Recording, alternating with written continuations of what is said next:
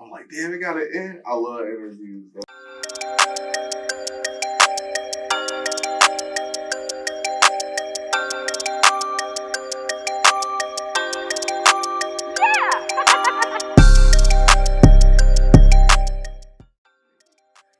So let's start out. Where are you from?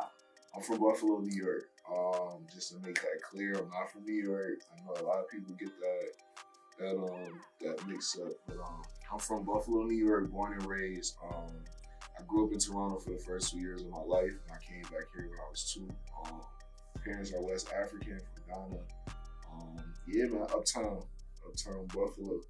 But growing up in Buffalo, especially for Black kids, because the east side of Buffalo is predominantly African American. So honestly, it's like growing up in pre-gentrified Brooklyn. Okay. And then you have like little spurts of like Queens here, and I contribute like the west side of Buffalo, which the campus is on, to like the Bronx, because it's very multicultural. But growing up on the east side, especially Uptown, like it's very segregated, and you don't really realize that until you get older and you start to see how big Buffalo actually is. So it was just like, it was all we knew, but it was fun. It was very community oriented, very sports driven. A lot of people had like basketball hoop dreams. So yeah, it was cool. Yeah, like Buffalo, I feel like with any like hometown that you're from, but especially Buffalo, like growing up here, it's completely different. When did you first realize that you were into music and fashion? So I would have to say fashion came first. But it was more so just having a peculiar taste for certain things.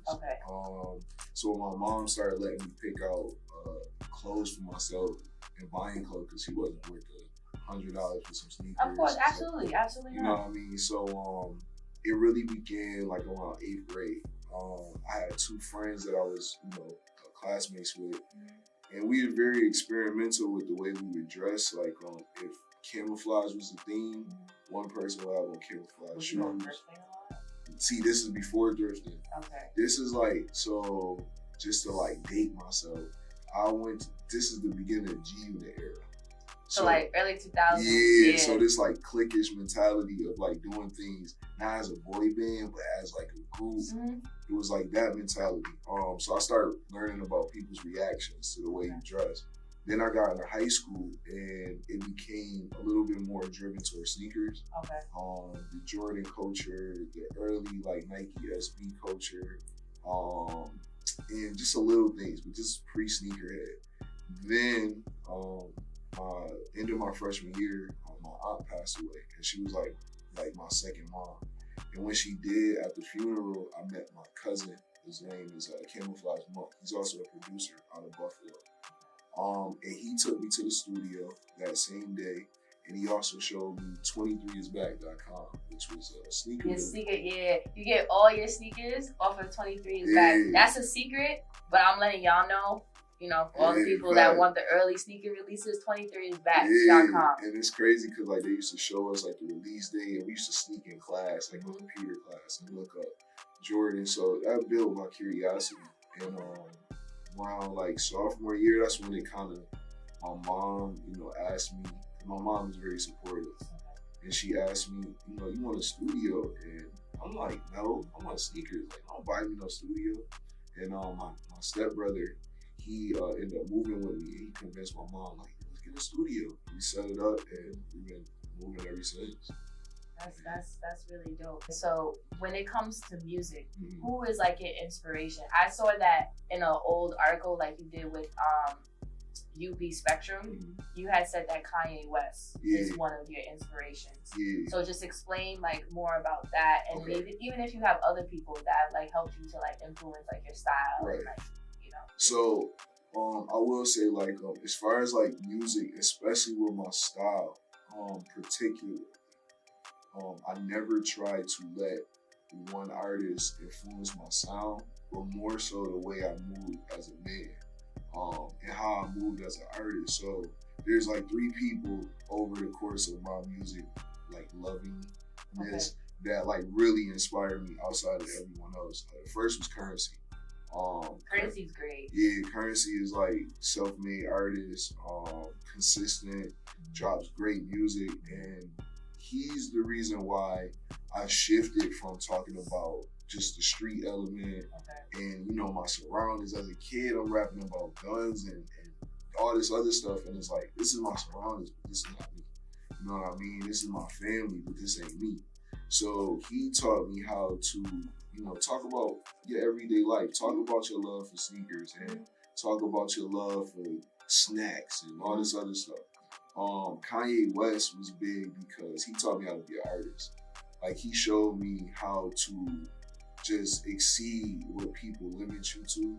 During that 808s and Heartbreak stage, I seen like the pain he was going through from like losing his mom and his girl, but translating that into this piece of artwork that a lot of people didn't understand, but it literally shaped the last 10 years of music. And then I started going to a lot of concerts, and that's what really took my stage performance and just my mentality up of how to really do a show. And Kanye was big in that. And then the last, and I mean, it's funny because it's not cliche, but it's starting to, it's not even, okay, I'm gonna say it like this. Nipsey Hussle was like a big influence on me prior to his death. And like, I used to, when I would go to LA, like I would go to his store, like trying to find him. You know what I mean? Yeah, like, I've been to his store before too. I was going, and like I caught on to him like 2012, and he was supposed to drop Victory Lap in 2012. And I remember him saying that on Twitter, and I was waiting for it because I was listening to the marathon, and I watched how he grew, and it was just like, for a long time he was under the radar, and he showed me how to be like, never forget where you from, but know where you're going. And he was very strong. As you see, he was very prominent in that. So those people was really like people that shaped me outside of the people that I knew. But Currency is the closest as far as like inspiring the actual music. The rest was all mentality based. Yeah, one thing that I've always like inspired, like that you've inspired me and like I've looked up to you, is just like how like of an individual person you are, like from like your style to like even like your mannerisms and like how you just move as a person.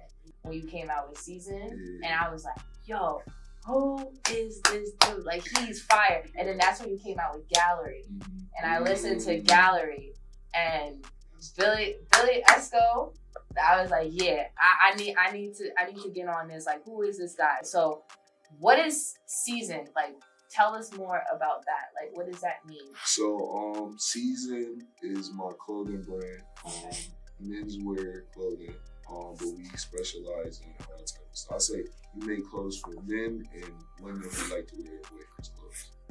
So Season just started from me liking the word season, and then I just started to think about concepts, and really Season started from like creating garments that was like either seasonless or your favorite for that season. So like making the perfect hoodie or making the flannel that you could wear all season instead of like it just being a one-time, two-time wear. The Season allowed me to make jackets and trousers and women's clothing and pay attention to proportions and silhouettes. So and the CZEN, that's just like another little cue from life. I was taking Zen Buddhism while I was like studying, and I was studying fashion design, but I took random classes to not have to take basic shit, like English. So I ended up taking Zen Buddhism, and it changed my whole life on just thinking about religion and spirituality. So at that time, I was searching for something, and clothing was my piece. So that's where it seeds in, like you're seeing peace in the clothes and stuff like that. So I read that Lloyd Banks is actually like wearing one of your jackets in Toronto. That's a funny ass story. Yeah, okay, can I hear about that story? Yeah, all right, shout out to Lloyd Banks because he's a real one. Because I didn't ask him to do that. Now, what happened was there was a show, so I'm closely affiliated with this music group called Griselda Records. They recently just signed management deals with Rock Nation. They also have a partnership with Shady.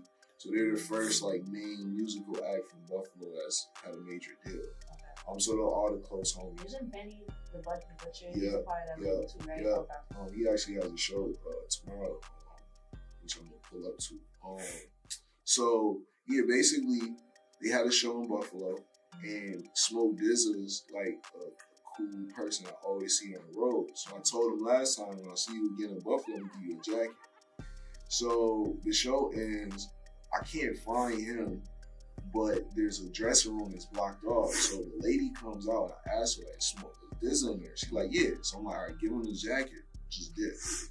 So then, like, maybe like 45 minutes later, I see everybody come outside. We about to leave, and like, Lloyd Banks got the jacket. So I'm like, and it's big. It's like a 2X. It's like for Dizzle. So I'm like, wait, what the? So I'm like, oh, what am I about to do? And I'm like, yo, he can't fit the jacket. It's too big for him. So it's like, it's pointless. I'm like, I gotta get it back. So the first time I met Lloyd Banks, I had to ask him, like, yo, bro, somebody gave you the wrong jacket. Let me get that back. But I'm like, let me, since you already got something, and you Lloyd Banks, so somebody takes something, you might feel something. So I'm like, I got you. I'm gonna give you another jacket. So I went all the way home, met them at the strip club, dropped the jacket off to them. So then, like, maybe like 3 or 4 months later, this dude hits me up on Instagram. And he's like, yo, I've been on your website. I'm looking for this jacket I seen Lloyd Banks wearing. I'm like, nah. So I'm like, send me the picture. He sends the picture, and it's Lloyd Banks in a jacket, like my season jacket. I'm just like, what the hell? Was that like a hype moment for you, or you just like, it was, it was dope. Like, I'm not gonna lie. Sometimes I'm too modest, so like things don't excite me as much as they should. But it was really cool to know that because I gave it to him 3-4 months before. So for him to keep it, then him think like, all right, it's cold, let me wear this. It was like, oh, that's dope. And then what was funny was the dude bought 2 of them. So he sold me some jackets too. So shout out to Lloyd Banks, because he made me some paper. So. Yeah, that's dope. Yeah, that was funny.